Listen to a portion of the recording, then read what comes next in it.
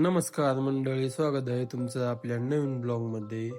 आजची सुरुवात होते आपले थेट शेतातून। पहिल्यांदा तर चाललो आपण आपल्या शेताकडे। शेताच्या रस्त्याची अवस्था बघू शकता। शेतात आल्यानंतर आपण पहिल्यांदा आलो गोकर्णीच्या फुलाच्या वेलाकडे। पूजेसाठी आपल्याला लागायची होती गोकर्णीचे फुले। मग तुम्ही बघू शकता केवढा मोठा आपल्याकडे आहे डायरेक्ट वेलच अनलिमिटेड। आज काय सकाळपासूनच चालू होत्या पावसाच्या सरी, म्हणून आपण बसलो नाही घरी। आलो आपण थेट शेतात। शेतात आल्यानंतर आपण घेतले गोकर्णीचे फुले। शेतातले सकाळची सर्व कामे आवरून आता आपण निघालो आहे गावाकडे। रस्त्यात दिसतंय की सततच्या पावसामुळे आपल्या रस्त्याची झालेली अवस्था बघू शकता। मुसळधार पावसामुळे होणाऱ्या पाण्याचा निचरा कुठून पण होत आहे, त्याचे आपण एक दृश्य बघू शकता।